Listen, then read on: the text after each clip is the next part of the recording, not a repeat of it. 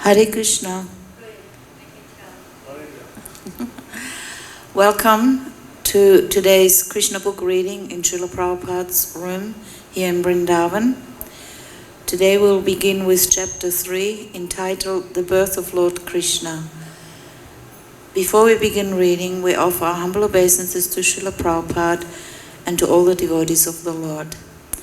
Nama Om Vishnu Padaya Krishna Pristaya Bhutale Srimate Bhakti-Vedanta Swami Niti Namine Namaste Saraswati Deve Gauravani Pacharine Nirvishesha Shunyavadi Pastatyadi Sataine Vanchakalpatarubhyascha Kripa Sindhubhya Evacha Patitanam Pavanebhyo Vaishnavebhyo Namo Namaha. Jai Srila Prabhupada. Jai Jagannath. Snan Yatra today. Snan Yatra is actually the birth of Lord Jagannath, and so we're reading about the birth of Lord Krishna. Alright, so chapter 3, the birth of Lord Krishna. In the Bhagavad-Gita, the Lord says that his appearance, birth and activities are all transcendental, and that one who understands them factually becomes immediately eligible to be transferred to the spiritual world. The Lord's appearance or birth is not like that of an ordinary man who is forced to accept a material body according to his past deeds. The Lord's appearance is explained in the 2nd chapter. He appears out of his own sweet pleasure. When the time was mature for the appearance of the Lord, the constellations became very auspicious. The astrological influence of the star, known as Rohini, was predominant. This star is considered to be very auspicious and is under the direct supervision of Brahma. According to the astrological conclusion, besides the proper situation of the stars, there are auspicious and inauspicious moments due to the different situations of the different planetary systems. At the time of Krishna's birth, the planetary systems were automatically adjusted so that everything became auspicious. At that time, in all directions, east, west, south, north, everywhere, there was an atmosphere of peace and prosperity. There were auspicious stars visible in the sky and on the surface of earth, in all towns and villages and pasturing grounds and within the minds of everyone. There were signs of good fortune. The rivers were flowing full of waters and lakes were beautifully decorated with lotus flowers. The forests were full with beautiful birds and peacocks. All the birds within the forest began to sing with sweet voices, and the peacocks began to dance along with their consorts. The wind blew very pleasantly, carrying the aroma of different flowers, and the sensation of the bodily touch was very pleasing. At home, the Brahmanas who were accustomed to offering sacrifices in the fire found their homes very pleasant for offerings. Due to the disturbance created by the demonic kings, the sacrificial fire had been almost stopped in the houses of Brahmanas, but now they could find the opportunity to start the fire peacefully. Being forbidden to offer sacrifices, the Brahmanas had been very much distressed in mind, intelligence and activities, but just on the point of Krishna's appearance, automatically their minds became full of joy because they could hear transcendental vibration in the sky proclaiming the appearance of the Supreme Personality of Godhead. The denizens of the Gandharva and Kinnara planets began to sing, and the denizens of Siddhaloka and the planets of the Charanas began to offer prayers in the service of the personality of Godhead. In the heavenly planets, the angels and their wives, along with the Vidyadharas and their wives, began to dance. The great sages and the demigods, being pleased, began to shower flowers. At the seashore, there was the sound of mild waves, and above the sea, there were clouds in the sky, which began to thunder very pleasingly.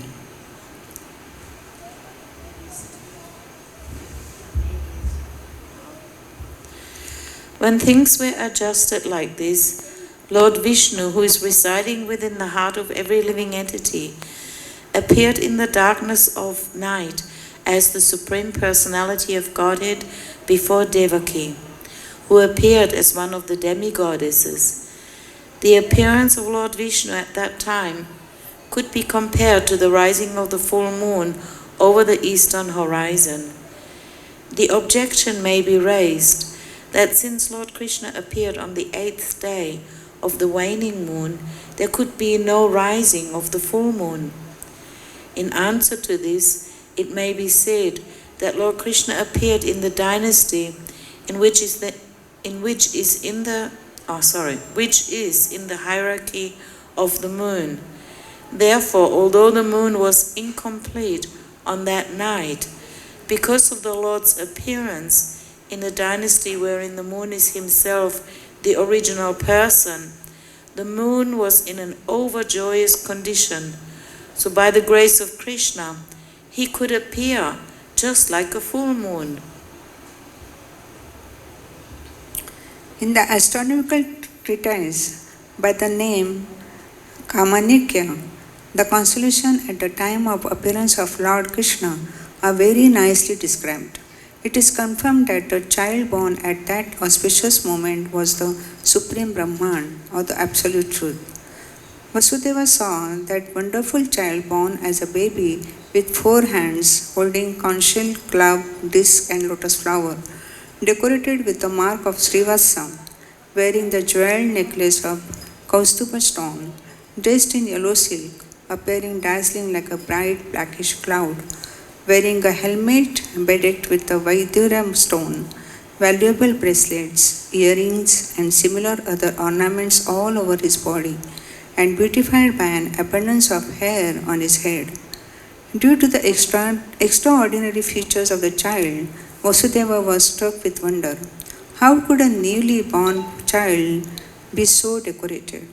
He could therefore understand that Lord Krishna had now appeared, and he became overpowered by the occasion.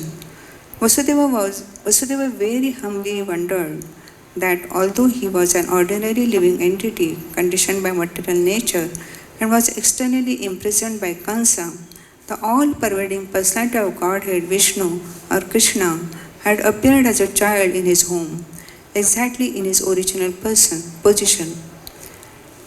No earthly child is born with 4 hands, decorated with ornaments and nice clothing, fully equipped with all the signs of Supreme Personality of Godhead. Over and over again, Vasudeva glanced at this child and he considered how to celebrate this auspicious moment. Generally, when a male child is born, he thought, people observe occasions with jubilant celebration, and in my home, although I am imprisoned, the Supreme Personality of Godhead has taken birth. How many millions and millions of times should I be prepared to observe this auspicious ceremony? When Vasudeva, who is also called Anakadundabi, was looking at his newborn baby, he was so happy that he wanted to give many thousands of cows in charity to the Brahmanas. According to the Vedic system, whenever there is an auspicious ceremony in the Kshatriya king's palace, out of joy the king gives many things in charity. Cows decorated with golden ornaments are delivered to the Brahmanas and sages. Vasudeva wanted to perform a charitable ceremony to celebrate Krishna's appearance, but because he was shackled within the walls of Kansa's prison, this was not possible. Instead, within his mind, he gave thousands of cows to the Brahmanas. When Vasudeva was convinced that the newborn child was the Supreme Personality of Godhead himself, he bowed down with folded hands and began to offer him prayers. At that time, Vasudeva was in the transcendental position, and he became completely free from all fear of Kamsa. The newborn baby was also flashing his effulgence within the room in which he appeared. Vasudeva then began to offer his prayers. My dear Lord, I can understand who you are. You are the Supreme Personality of Godhead, the Super Soul of all living entities, and the Absolute Truth. You have appeared in your own eternal form, which is directly perceived by us. I understand that because I'm afraid of Kamsa, you have appeared just to deliver me from that fear. You do not belong to this material world. You are the same person who brings about the cosmic manifestation simply by glancing over material nature. One may argue that the Supreme Personality of Godhead, who creates the whole cosmic manifestation simply by his glance, can't come within the womb of Devaki, the wife of Vasudeva. To eradicate this argument, Vasudeva said, My dear Lord, it is not a very wonderful thing that you have appeared within the womb of Devaki, because the creation was also made in that way. You were lying in the Kajal ocean as Mahavishnu, and by your breathing process, innumerable universes came into existence. Then you entered into each of the universe as Garbhadakshay Vishnu. Then again you expanded yourself as Kshirodakshaya Vishnu and entered into the hearts of all living entities, and even into the atoms. Therefore, your entrance into the womb of Devaki is understandable in the same way. You appear to have entered, but you are simultaneously all-pervading. We can understand your entrance and non-entrance from material examples. The total material energy remains intact even after being divided into 16 elements. The material body is nothing but the combination of the 5 gross elements, namely water, fire, and ether. Whenever there is a material body, it appears that such elements are newly created, but actually the elements are always existing outside of the body. Similarly, although you have appeared as a child in the womb of Devaki, you are also existing outside. You are always in your abode, but still you can simultaneously expand yourself into millions of forms. One has to understand your appearance with great intelligence because the material energy is also emanating from you. You are the original source of the material energy, just as the sun is the source of the sunshine. The sunshine cannot cover the sun globe, nor can the material energy, being an emanation from you, cover you. You appear to be in the 3 modes of material energy, but actually the 3 modes of material energy cannot cover you. This is understood by the highly intellectual philosophers. In other words, although you appear to be within the material energy, you are never covered by it.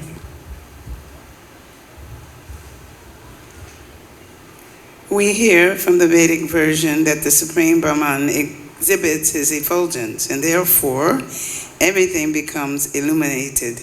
We can understand from the Brahma Samhita that the Brahma Jyoti, or the Brahman effulgence, emanates from the body of the Supreme Lord, and from the Brahman effulgence all creation takes place.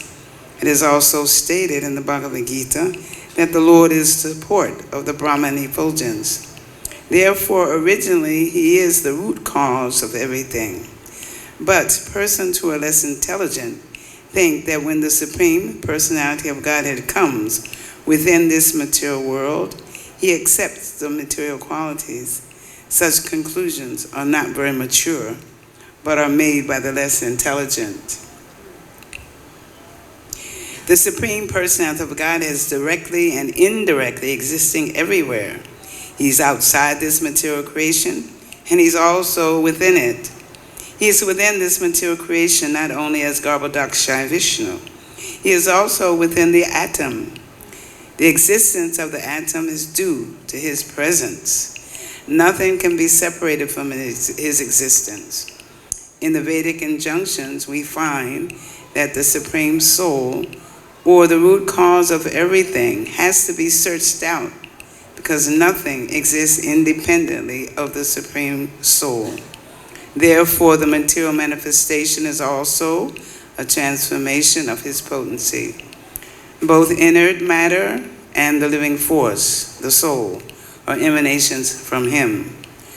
Only the foolish conclude that when the Supreme Lord appears, he accepts the conditions of matter. Even if he appears to have accepted a material body, he is still not subjected to any material condition. Krishna has therefore appeared and defeated all imperfect conclusions about the appearance and disappearance of the Supreme Personality of Godhead.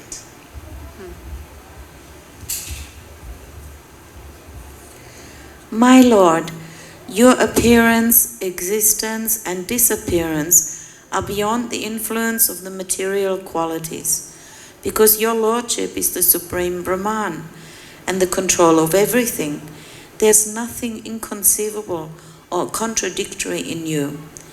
As you have said, material nature works under your superintendence, just like a government officer working under the orders of the chief executive. The influence of subordinate activities cannot affect you. Since you are the Supreme Brahman, everything is existing within you. And since all the activities of material nature are controlled by your Lordship, none of these activities affect you. You are called Shuklam. Shuklam, or whiteness, is the symbolic representation of the absolute truth, because it is unaffected by the material qualities. Lord Brahma is called Rakta, or red, because Brahma represents the quality of passion for creation. Darkness is entrusted to Lord Shiva, because he annihilates the cosmos. The creation, annihilation, and maintenance of this cosmic manifestation are conducted by your potencies, yet you're always unaffected by those qualities. As confirmed in the Vedas, Hariya Hi Nirguna Sakshat. The Supreme Personality of Godhead is always free from all material qualities. It is also said that the qualities of passion and ignorance are non-existent in the person of the Supreme Lord. My Lord, you are the Supreme Controller, the Personality of Godhead, the Supreme Great, maintaining the order of this cosmic manifestation. Yet, in spite of your being the Supreme Controller, you have so kindly appeared in my home. The purpose of your appearance is to kill the followers of the demoniac rulers of the world, who are in the dress of royal princes, but are actually demons. I am sure that you will kill all of them and their followers and soldiers. I understand that you have appeared in order to kill the uncivilized Kansa and his followers. But knowing that you were to appear in order to kill him and his followers, he has already killed so many of your predecessors. Your elder brothers. Now he is simply awaiting the news of your birth. As soon as he hears about it, he will immediately appear with all kinds of weapons to kill you. After this prayer of Vasudeva, Devaki, the mother of Krishna, offered her prayers. She was very frightened because of her brother's atrocities. Devaki said, "My dear Lord, your eternal forms like Narayan, Lord Ram, Hayashirsha, Varaha, Nrsinga, Vamana, Baladev, and millions of similar incarnations emanating from Vishnu are described in the Vedic literature as original. You are original because all your forms as incarnations are outside of this material creation. Your form was existing before this cosmic manifestation was created.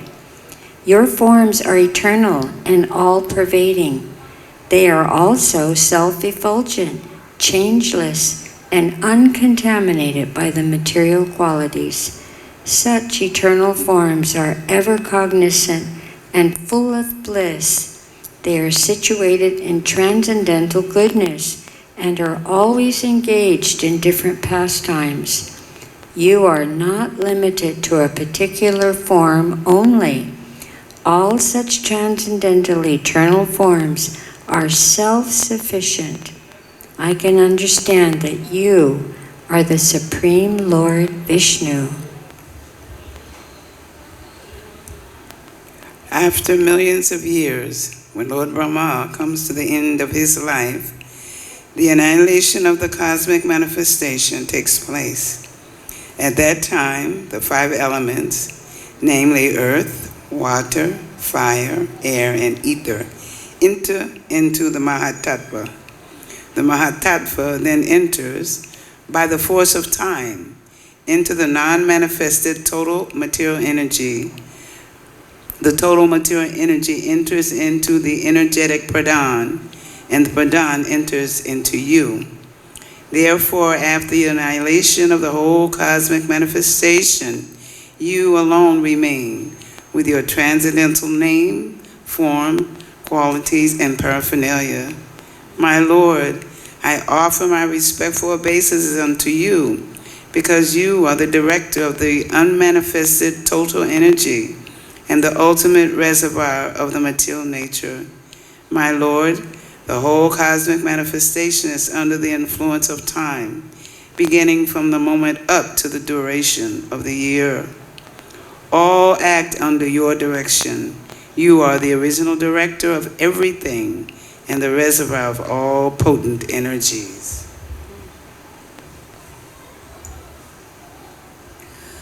All the conditioned souls are continually fleeing from one body to another and one planet to another. Yet they do not get free from the onslaught of birth and death.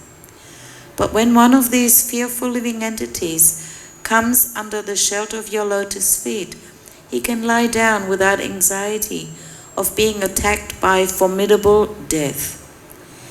This statement by Devaki is confirmed in the Bhagavad-Gita by the Lord himself. There the Lord says that even after traveling all over the universe, from Brahmaloka to Patalaloka, one cannot escape the attack of birth, death, disease, and old age. But one who enters the kingdom of God, the Lord says, is never again obliged to come to the material world. Therefore, my Lord, I request you to save me from the cruel hands of Kamsa, the son of ISKCON. I am praying to your Lordship to please rescue me from this fearful condition, because you are always ready to give protection to your servitors. The Lord has confirmed this statement in the Bhagavad-Gita by assuring Arjuna, you may declare to the world, my devotee shall never be vanquished.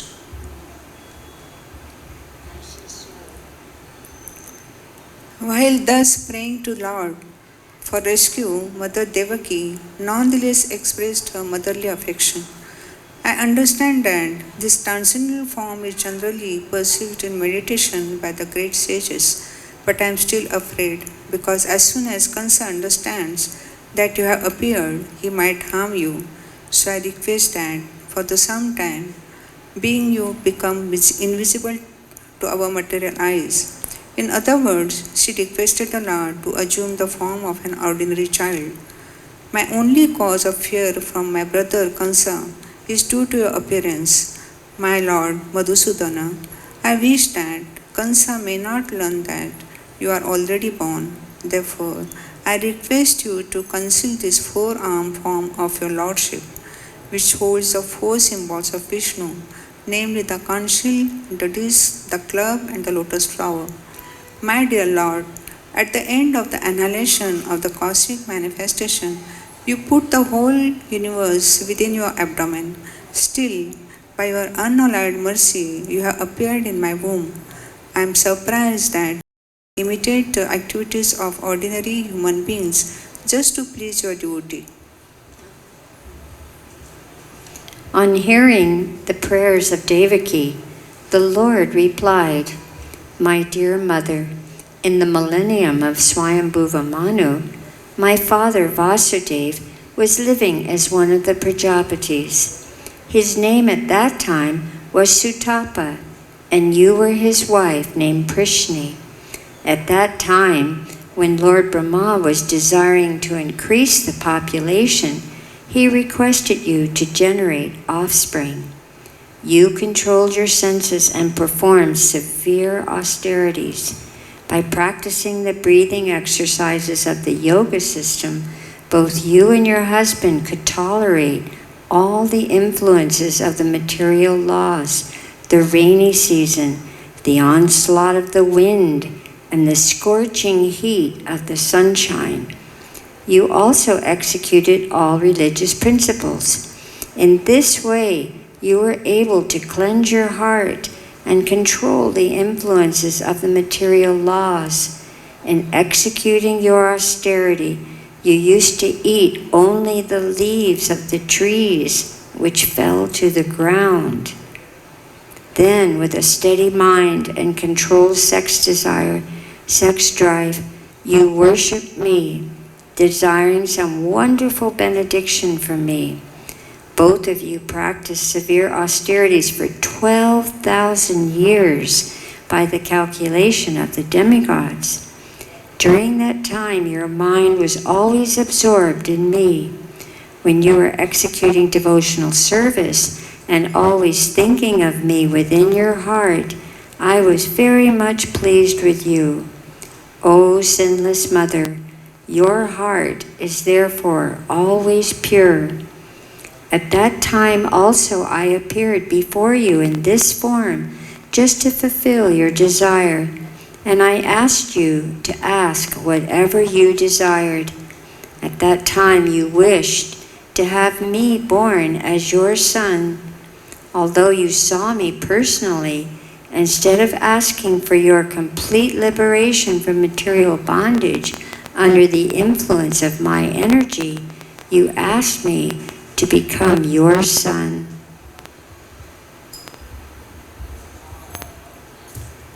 In other words, to appear in the material world, the Lord selected his mother and father, namely Prishni and Sutapa, respectively. Whenever the Lord comes as a human being, he must have a mother and a father.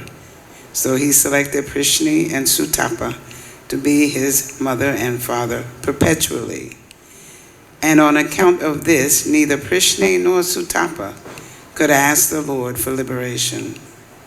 Liberation is not so important as the transcendental loving service of the Lord. The Lord could have awarded Prishni and Sutapa immediate liberation, but he preferred to keep them within this material world for his different appearances, as will be explained in the following verse. On receiving the benediction from the Lord to become his mother and father, Sutapa and Prishni retired from the activities of austerity and lived as husband and wife in order to beget a child who was the Supreme Lord himself.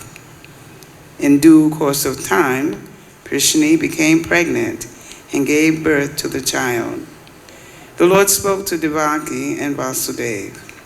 At that time, my name was Prishni Garbha. In the next millennium, you took birth as Aditi and Kashyapa, and I became your child of the name Upendra. And at that time, my form was just like a dwarf, and for this reason, I was known as Vamanadev. I gave you the benediction that I would take birth as your son 3 times. The first time I was known as Prishni Garbha, born of Prishni and Sutapa. In the next birth, I was Upendra, born of Aditi and Kashyapa.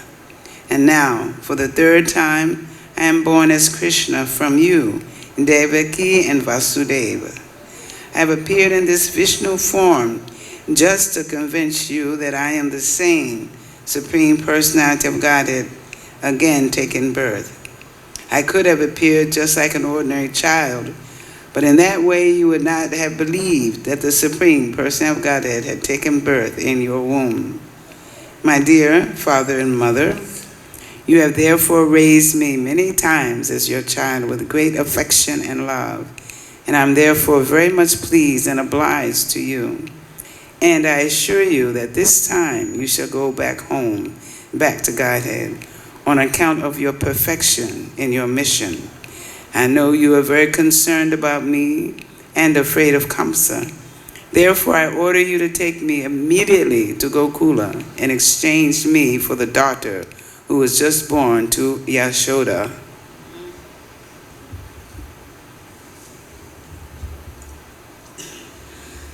Having spoken thus to his father and mother, the Lord turned himself into an ordinary child in their presence and remained silent. Being ordered by the Supreme Personality of Godhead, Vasudeva prepared to take his son from the delivery room, and exactly at that time, a daughter was born to Nanda and Yashoda. She was Yogamaya, the internal potency of the Lord. By the influence of this internal potency, Yogamaya, all the residents of Kamsa's palace, especially the doorkeepers, were overwhelmed with deep sleep, and all the palace doors opened, although they were barred and shackled with iron chains. The night was very dark, but as soon as Vasudeva took Krishna on his lap and went out, he could see everything just as in the sunlight. In the Chaitanya Charitamrita, it is said that Krishna is just like sunlight, and that whenever there is Krishna, the illusory energy which is compared to darkness can't remain. When Vasudeva was carrying Krishna, the darkness of the night disappeared. All the prison doors automatically opened. At the same time, there was thunder in the sky and severe rainfall. While Vasudeva was carrying his son Krishna in the falling rain, Lord Shesha, in the shape of a serpent, spread his hood over the head of Vasudeva so that he could not be hampered by the rainfall. Vasudeva came onto the bank of the Yamuna and saw that the water of Yamuna was roaring with waves and that the whole span was full of foam. Still, in that furious future, the river gave passage to Vasudeva to cross, just as the great Indian Ocean gave a part to Lord Rama when he was bridging over the Gulf. In this way, Vasudeva crossed the river Yamuna. On the other side, he went to the palace of Nanda Maharaj, situated in Gokula, where he saw that all the coward men were fast asleep. He took the opportunity to silently enter in the house of Yashoda, and without difficulty exchanged his son for the baby girl newly born there. Then, after entering the house very silently and exchanging the boy for the girl, he returned to the prison of Kamsa and silently put the girl on the lap of Devaki. He again clamped the shackles on himself so that Kamsa could not recognize that so many things had happened. So here's the BBT illustrations. If you can come in a little bit closer. Krishna appearing as a little baby. Beautiful. Prabhupada called these paintings windows into the spiritual world. And then we have Vasudeva carrying baby Krishna across the Jamuna. Yes?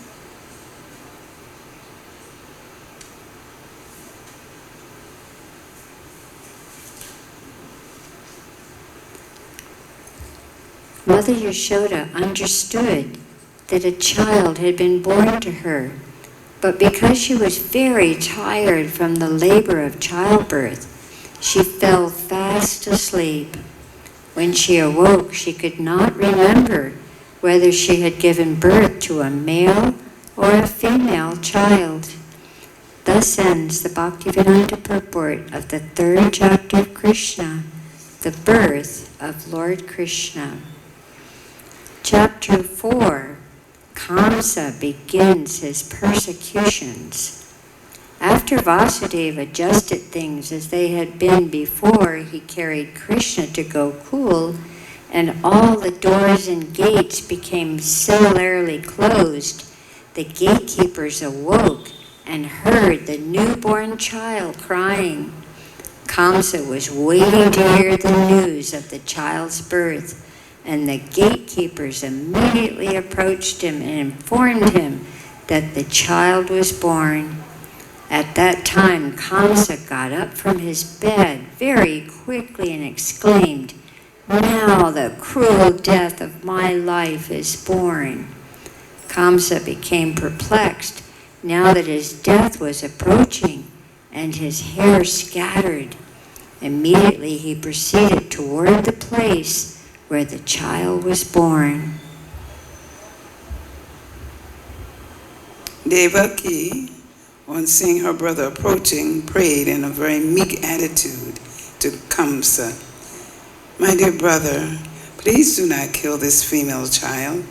I promise that this child will be the wife of your son. Therefore, don't kill her. You are not to be killed by any female child. The omen was that you are to be killed by a male child, so please do not kill her. My dear brother, you have killed so many of my children who were just born, shining like the sun. That is not your fault.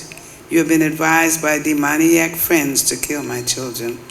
But now I beg you to excuse this girl at least. Let her live as my daughter." Kamsa was so cruel that he did not listen to the pitiful prayers of his sister Devaki. He forcibly grabbed the newborn child to rebuke his sister and attempted to dash her on a stone mercilessly. This is a graphic example of a cruel demon who could sacrifice all relationships for the sake of personal gratification. But the child immediately slipped out of his hands, went up into the sky, and appeared with 8 arms as a younger sister of Vishnu. She was decorated with nice garments and flower garlands and ornaments. In her 8 hands she held a bow, lance, arrows, sword, conch shell, disc, club, and shield.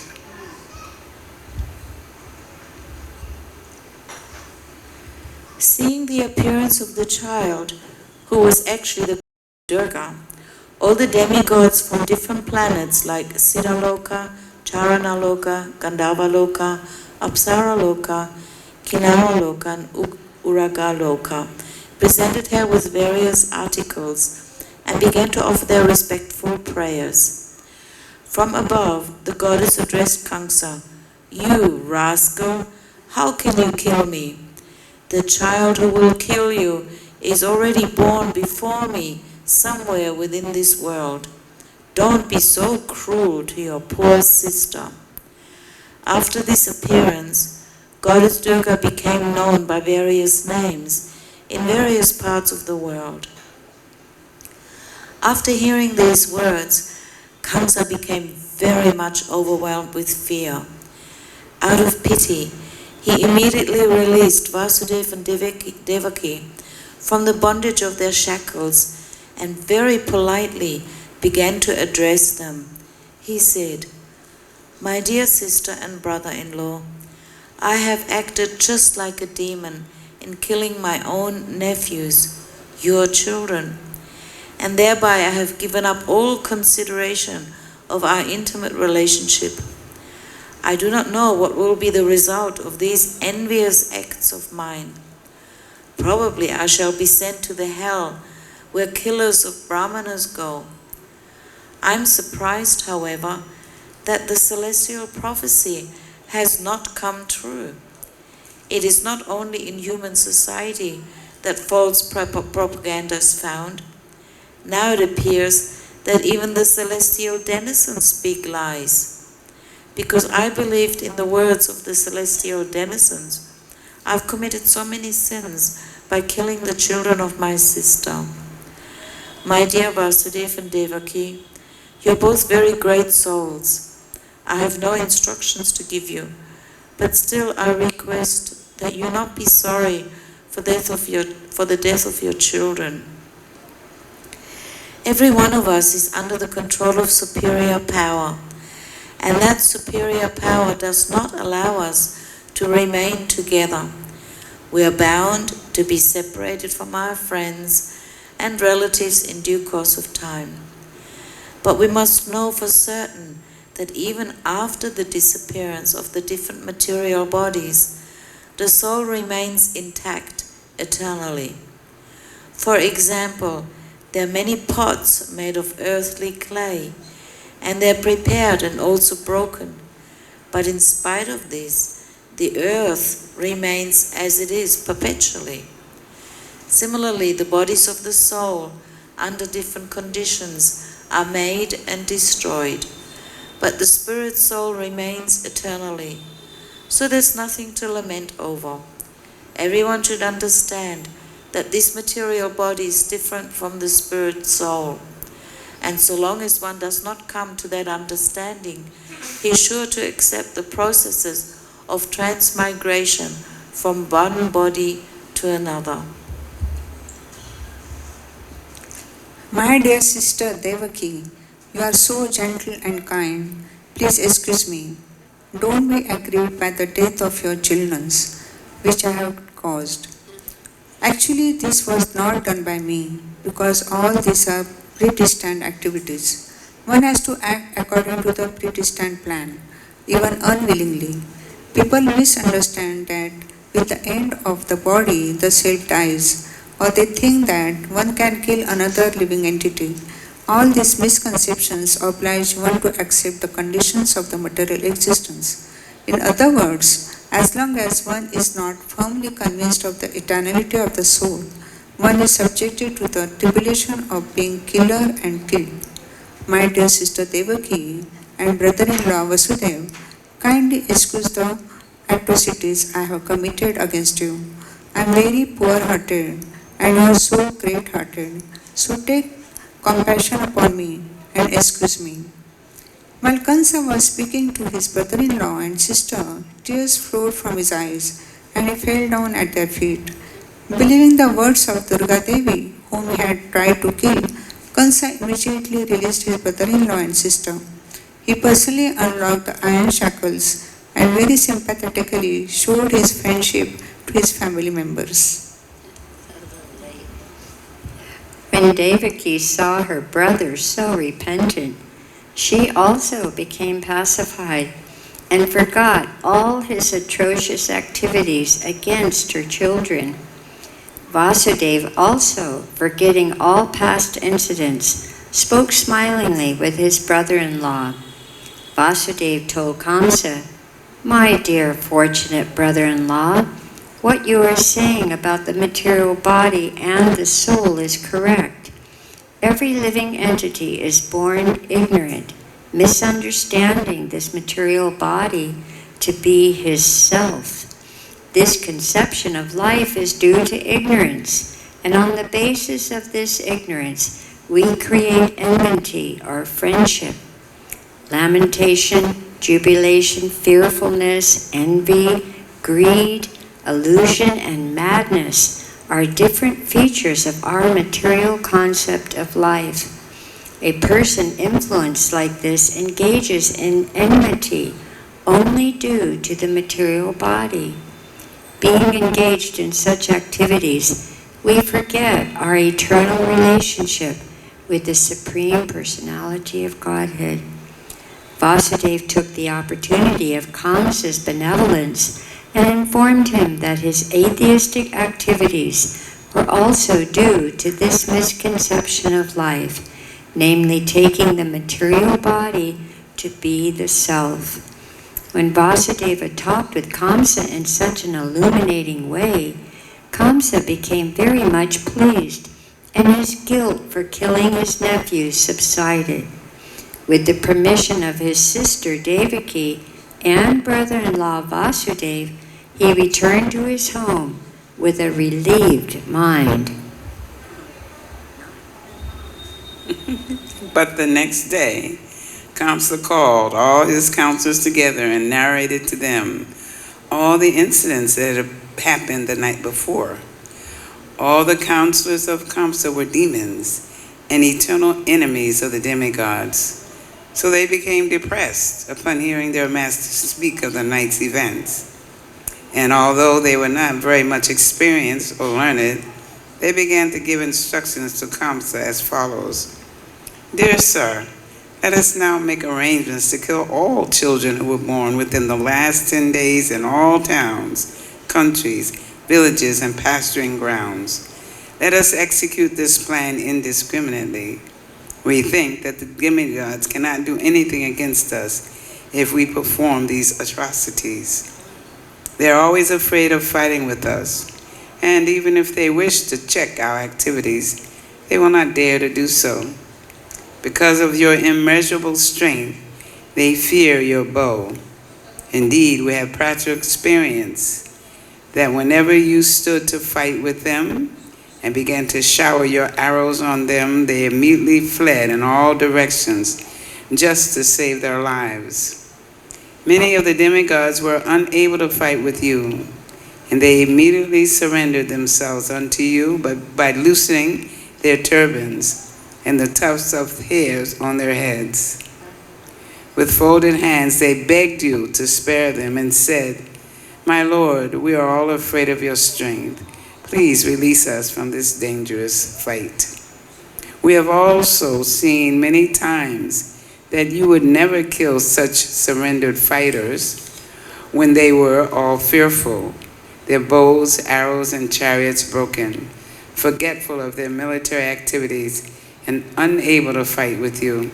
So actually, we have nothing to fear from these demigods. They are very proud of being great fighters in peacetime, outside the war field. But actually, they cannot show any talent or military power on the war field. Although Lord Vishnu, Lord Shiva, and Lord Brahma are always ready to help the demigods, headed by Indra, we have no reason to be afraid of them. As far as Lord Vishnu is concerned, he has already hidden himself within the hearts of all living entities, and he cannot come out. As far as Lord Shiva is concerned, he has renounced all activities. He has already entered into the forest. And Lord Brahma is always engaged in different types of austerities and meditation. And what to speak of Indra, he is a straw in comparison to your strength. Therefore, we have nothing to fear from any of these demigods, but we must not neglect them, for the demigods are our determined enemies. We must be careful to protect ourselves, to root them out from their very existence. We should just engage ourselves in your service and be always ready for your commands.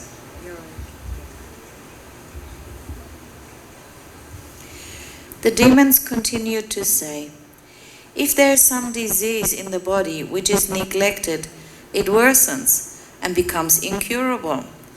Similarly, when one is not careful about restraining the senses and lets them loose, it is then very difficult to control them. Therefore, we must now be very careful of the demigods before they get too strong to be subdued. The foundation of the strength of the demigods is Lord Vishnu, because the ultimate goal of all religious principles is to satisfy him. The Vedic injunctions, the brahmanas, the cows, austerities, sacrifices, performance of charity, and distribution of wealth are all for the satisfaction of Lord Vishnu.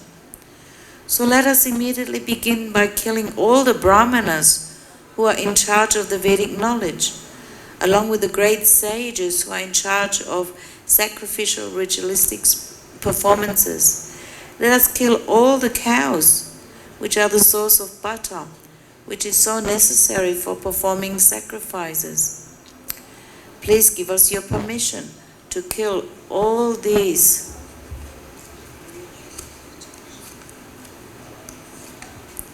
creatures. Actually, the limbs of the transcendental body of Lord Vishnu are the brahmanas, the cows, Vedic knowledge, austerity, truthfulness, sense and mind control, faithfulness, charity, tolerance, and performance of sacrifices. Lord Vishnu is situated in everyone's heart and is the leader of all the demigods, including Lord Shiva and Lord Brahma. Therefore, we think that to persecute the great sages and brahmanas is to kill Lord Vishnu.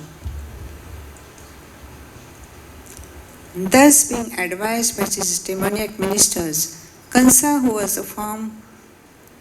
from the very beginning the greatest rascal, decided to persecute the Brahmanas and others, being entrapped by the shackles of all-devouring eternal time.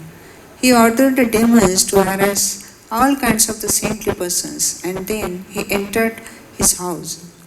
The adherents of Kansa were all influenced by the modes of passion as well as illusioned by the modes of ignorance, and their only business was to create enmity with saintly persons. Such activities can only reduce one's duration of life. The demons accelerated the process and invited their deaths as soon as possible. The result of persecuting saintly persons is not only untimely death. The act is so offensive that the preparator also gradually loses his beauty, his fame, his religious principles, and thus his promotion to higher planets is checked. Driven by various kinds of mental concoction, the demons diminished all kinds of auspiciousness. An offense at the lotus feet of devotees and brahmanas is a great offense than that committed at the lotus feet of Supreme Personality of Godhead. A civilization that commits such sinful activities generally loses all faith in the Supreme Lord, and such a godless civilization becomes a source of all calamities in human society. Thus ends the Bhaktivedanta purport of the 4th chapter of Krishna. Kansa begins his persecution.